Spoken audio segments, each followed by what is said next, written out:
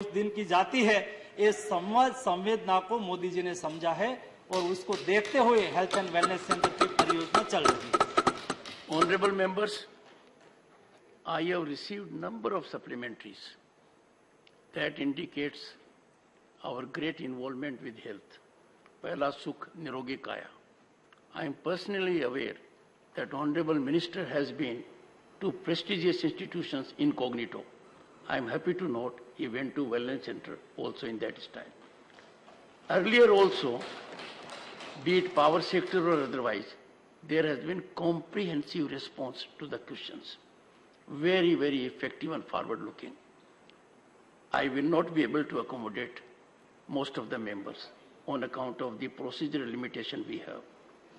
But the interest generated is a great tribute to public interest and the man in the last row, Shri Sujit Kumar, supplementary. Sir ये बहुत खुशी की बात है कि हमारी हेल्थ एंड वेलनेस सेंटर्स में टेली कंसल्टेशन की सुविधा उपलब्ध है। सर मैं माननीय मंत्री जी से ये जानना चाहता हूँ कि ये जो हेल्थ एंड वेलनेस सेंटर्स हैं इसमें क्या क्या स्क्रीनिंग एंड डायग्नोस्टिक्स टेस्ट उपलब्ध हैं और अभी तक देश भर में कितने स्क्रीनिंग हो चुके हैं? Honourable minister. माननीय अध्यक्ष महोदय, हेल्थ एंड वेलनेस सेंटर पर 12 टाइप की स्क्रीनिंग आज उपलब्ध है। कोई गरीब परिवार के मेंबर वहां गया तो उसको कैंसर का स्क्रीनिंग भी, ब्रेस्ट कैंसर हो, ओरल कैंसर हो, सर्वाइकल कैंसर हो, उसका स्क्रीनिंग उसको वहां ही हो जाता है। उसके अलावा हेल्थ एंड वेलनेस सेंटर पर प्राइमरी ऑल टेस्ट होते हैं और वहां योगा का भी सेशन लगता है। हर महीने में हम रेगुलर एक कैंप भी लगाते हैं। कैंप के द्वारा कोई टीबी के मरीज आए, कोई अदर डिसीज के मरीज आए, उसका भी वहां स्क्रीनिंग किया जाता है ताकि प्राइमरी 4, 5, 6 हजार पॉपुलेशन पर एक हेल्थ एंड वेलनेस सेंटर है, यानी कि 2-3 गांव छोटे छोटे कस्बे होते हैं तो उसके नजदीक 2-3 किलोमीटर में हेल्थ एंड वेलनेस सेंटर के द्वारा उसको चिकित्सा ट्रीटमेंट उपलब्ध हो जाती है। कई अवेयरनेस के कार्यक्रम भी हम हेल्थ एंड वेलनेस सेंटर के द्वारा चला रहे हैं ताकि लोगों को हेल्थ और एक्सेसिबल हो और सभी मरीज को ट्रीटमेंट की अपॉर्चुनिटी मिले। Question number 127, Shri Dheeraj Prasad Sahu. Not present. Honorable Minister. The reply is laid on the table of the House.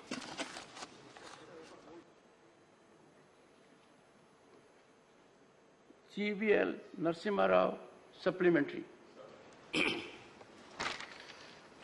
Sir, first of all, I'd like to compliment the Honorable Prime Minister and the Minister for reforms in the power sector and for a big boost to the renewable sector. So my question pertains to more than 6,000 crores of dues in principle to be paid by the government of Telangana to the state of Andhra Pradesh. This matter had been brought to the Honorable Minister's notice. We had written to the government of Telangana also, but Telangana government, to the best of my knowledge, has not paid up even the principal dues. This transfer of power happened through PPAs between the states, but I would like to know whether there is a national level mechanism to intervene in such matters, because if state governments do not pay up other state governments, this would lead to a loss of confidence and a crisis in the sector. Is there currently a mechanism like this, or do such problems have to be resolved only through the courts as the government of Andhra Pradesh has done so far? And if such a mechanism doesn't exist, is the government willing to consider such a mechanism? Thank you, sir. Honorable Minister. Honorable Chairperson, sir.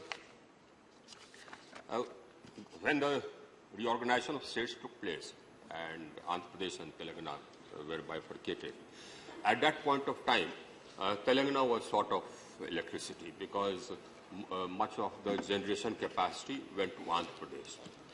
Now, the Reorganization Act had provisions that when such a situation arises, the central government can give directions to one state to supply electricity to the other state, which was formerly a part of the joint state. So we gave a direction that electricity may be supplied from Andhra Pradesh to Telangana, and accordingly electricity was supplied by Andhra Pradesh to Telangana.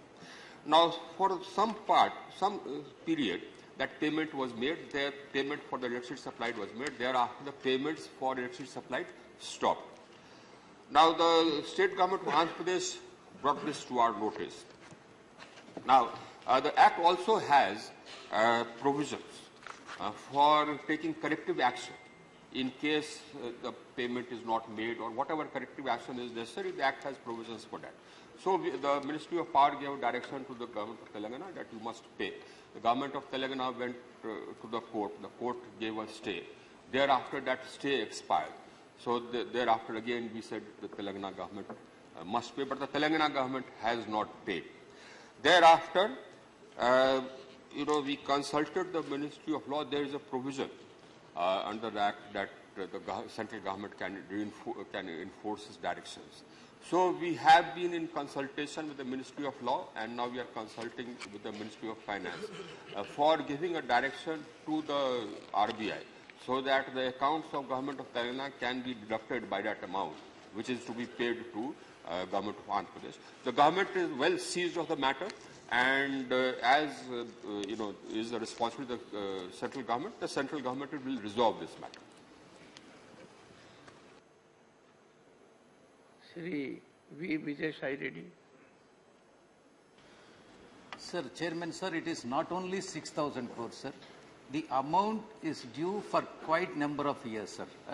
It has this power has been supplied when the bifurcation of the state has happened, and since then the amount is due. And as Minister has rightly pointed out, that the amount is due, and several discussions have taken, negotiations have taken place, but there is absolutely no response from the government of Telangana. In fact, I would like to know from the Honourable Minister concerned and also the Honourable Finance Minister whether the amount due from Telangana government can be adjusted from the central share of state taxes, pool of state taxes, and if so, when is it going to happen? Honourable Minister. Honourable Chairperson, sir. As I said, the total amount due has been adjudicated. The Ministry of Power, at the level of the Secretary Power, heard the officers, representatives of both the states, and then came to a finding about the quantum of money to be paid by the government of Telangana, state government of Telangana, to the state government of Andhra Pradesh for the power supplied by the state of Andhra Pradesh to the state of Telangana on the directions of the central government. So that amount has been adjudicated, it's clear. That includes late payments such as also. So it's not exactly 6,000 crores, it's 6,000 some odd crores, I don't remember the figure. It is not a part of the question in any case. It's not related to the question, but nonetheless, since I know, I'm answering. So that amount has been determined. As to the methodology for implementing the central government orders as prescribed under the law, we are in consultation with the Ministry of Law and the Ministry of Finance, and we'll take a decision accordingly. Question number 128, Shri Raghav Chadda, absent. Honourable Minister. Honourable Chairman, sir, answer is laid on the table of those. Question number 129, Shri Shakti Singh Goyal, not present. Honourable Minister. Question number 130, Dr. V. Shivdasan, not present. Honourable Minister. Question number 131, Shri Mukul Balkrishnan Vasnik, not present. Honourable Minister. जवाब सभा पटल पर रखा गया है, sir. Question number 132, Shri Brajlal. Sir. Question 132. Sir मुझे. Sir, say 132. हाँ. Honourable Minister. 132 sir. सभापति जी, जवाब सभा पटल पर रखा गया. कुछ Supplementary one. सर मुझे क्वेश्चन मालूम नहीं था आज, मेरे को पढ़कर नहीं आया, इसलिए मैं अगर बता दिया जाए तो मैं क्वेश्चन पूछ. Sir, all your life in police. नहीं sir. You devoted to vigilance all around. Sir. Shri Mithilesh Kumar, supplementary. Shri Mithilesh Kumar. सभापति महोदय जी. Pointed question. हाँ, सभापति महोदय जी, आपके माध्यम से माननीय ऊर्जा मंत्री जी से मैं जानना चाहता हूं कि उत्तर प्रदेश में जनपद शाहजहांपुर में एक रोजा थर्मल पावर स्थापित है. उसके द्वारा लगातार क्षेत्र में प्रदूषण फैलाया गया है, क्या उस प्रदूषण रोकने का कोई काम करेंगे? और वहां पर एक योजना है भारत सरकार की, माननीय प्रधानमंत्री जी के नेतृत्व में चलती है कि जहां पर थर्मल पावर लगा है वहां पर 5 किलोमीटर के दायरे में 24 घंटे बिजली दी जाएगी। जबकि अब शाहजहांपुर नगर पालिका से नगर निगम बन गया है तो वहां पर तमाम उद्योग लग रहे हैं, नए नए बाहर के लोग आ रहे हैं, बिजली की जरूरत होती है, रात दिन बिजली की कटौती होती है। क्या रौजा थर्मल पावर को निर्देश देंगे कि इस योजना के तहत शाहजहांपुर को 5 घंटे की 5 किलोमीटर के दायरे के अंदर लाके 24 घंटे बिजली देने का काम करेंगे? Honourable minister. Honorable Chairperson, sir, the question is regarding renewable energy, and the supplementary is regarding the Ministry of Power. It doesn't matter. The point is that any thermal power plant or any plant for that matter can only function if it clears the environmental standards. So there is no thermal power plant functioning which does not meet the environmental standards. So the power plant at Maratha also meets the environmental standards. In addition to that, we have decided in consultation with the Ministry of Environment and Forests to fit extra equipment to further reduce the flue gases. So that's called an FGD.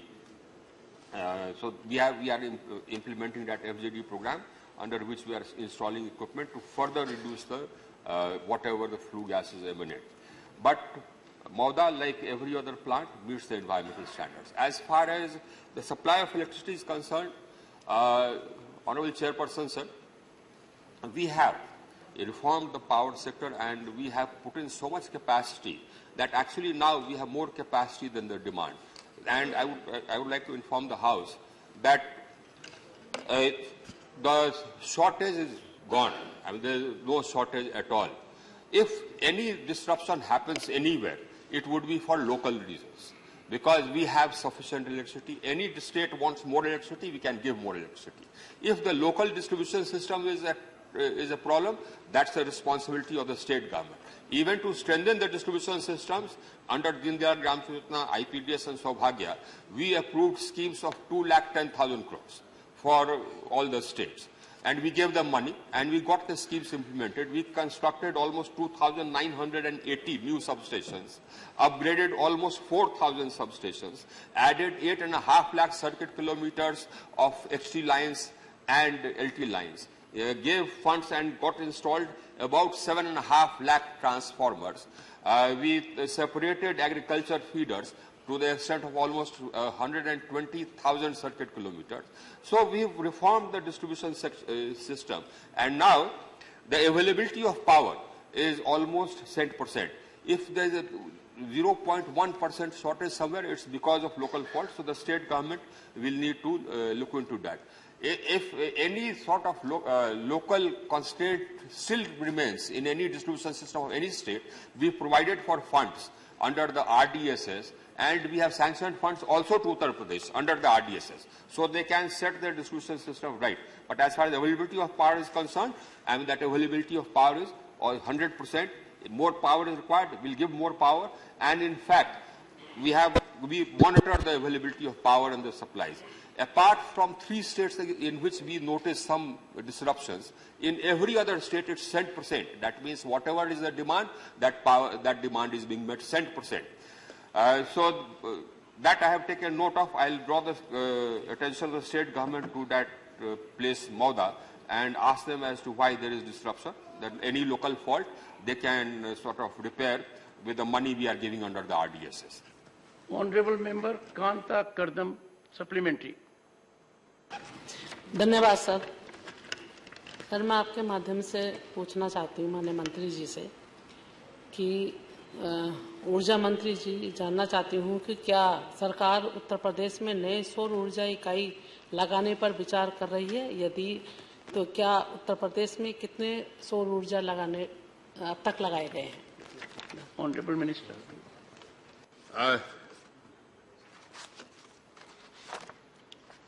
अध्यक्ष महोदय, माननीय सदस्य का जवाब उत्तर प्रदेश का सीमित है।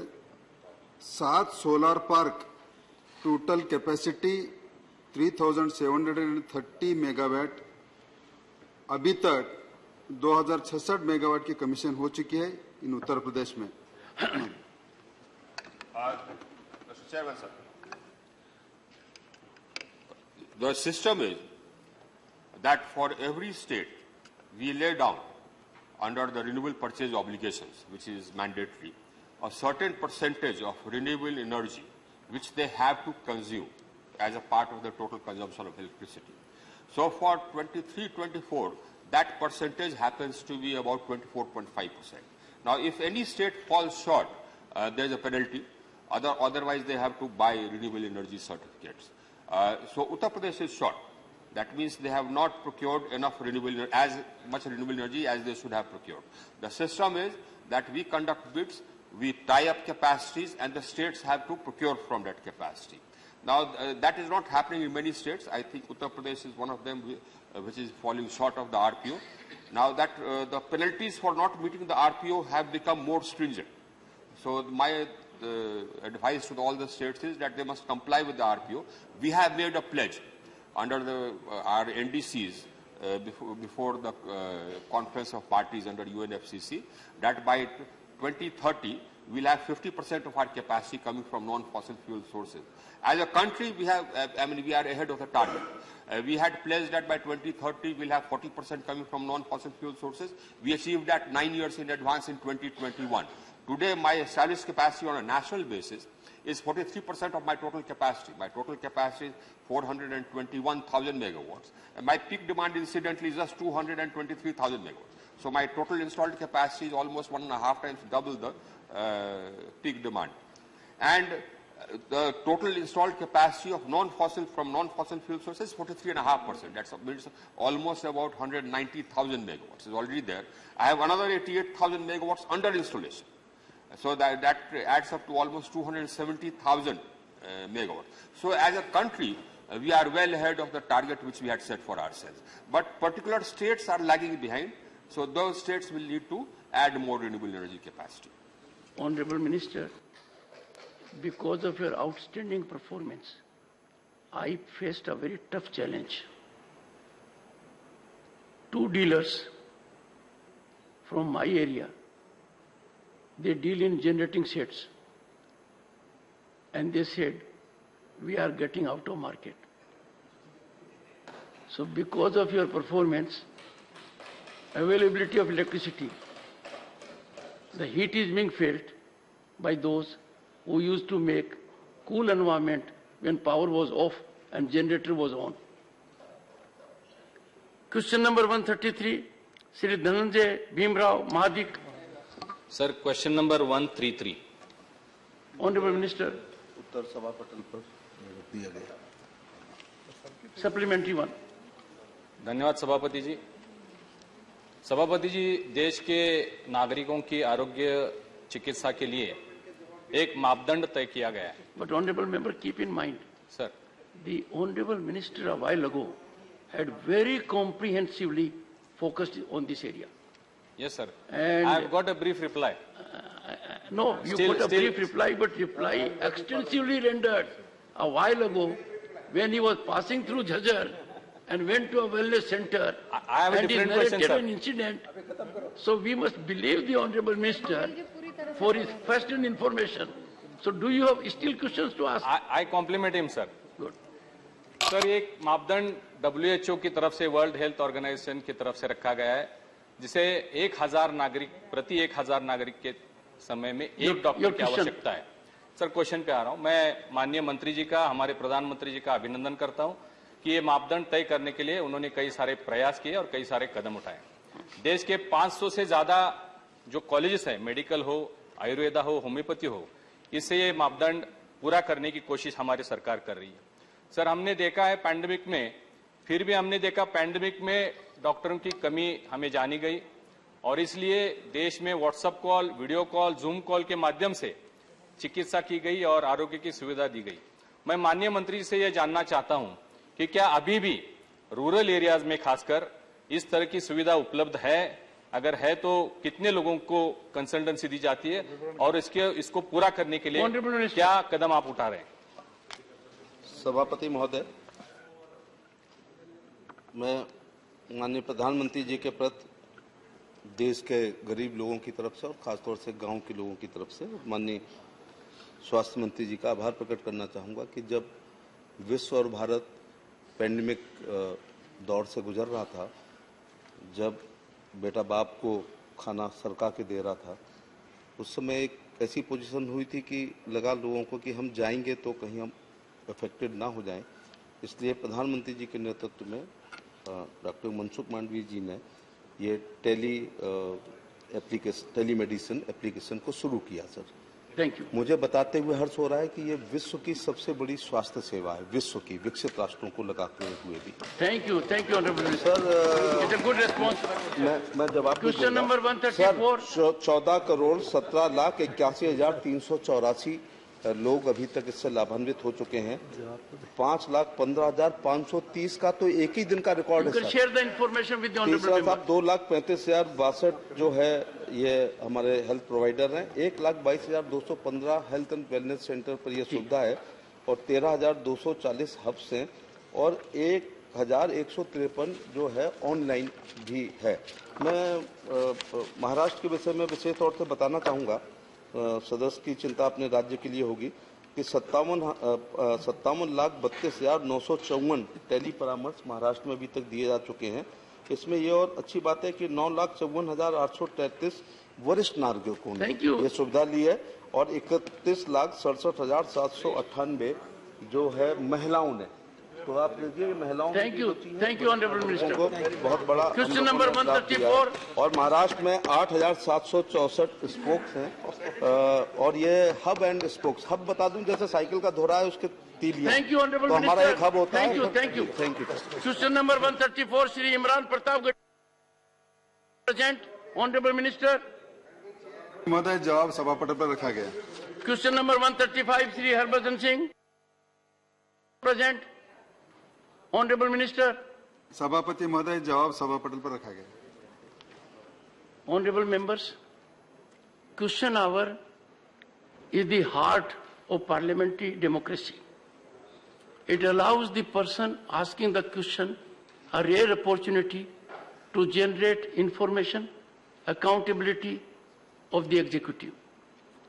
It has been most unfortunate that some of the members who asked the question, they were lucky in the ballot, starred questions were listed, and they failed to avail the opportunity of asking the question.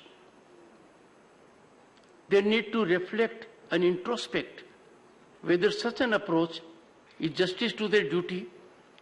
Do they regard public welfare the way they should? Having taken oath of the Constitution, if we fail to live up to the aspirations and expectations of the people, we are not in the right frame of performance of our duties. Sri Dheeraj Prasad Sahu, he asked a question, important one, was not present. Sri Raghav Chadha was not present. Sri Shakti Singh Gohil was not present. Dr. V. Shivdasan was not present. Sri Imran Pratapgadi was not present. Sri Harbhajan Singh was not present. That being the situation, it is time for us to think, converge on a point of view, show our commitment with directional approach so that we perform well. This was a day, I can tell you, honorable members, the response of the honorable ministers was very exhaustive, and the supplementaries that were asked were very searching, and they gave a lot of input also to the honorable ministers and the government. I would therefore appeal to all of you outside the house, talk to your friends on the other side, generate an ecosystem so that we make question hour really fructifying for the man in the last row who is thinking that this august house, the upper house, the house of elders, has a capacity to change their lives. We must spend every second of the time made available to us at huge expense of public exchequer in favor of the common man. I am sure each one of you will work in that direction, speak informally to your friends on the other side, generate this environment so that question hour becomes very searching, very incisive, gives insightful details of ground reality to the government, and the government gets an opportunity to revisit their strategy if called for. The House will meet again at 2 p.m. today.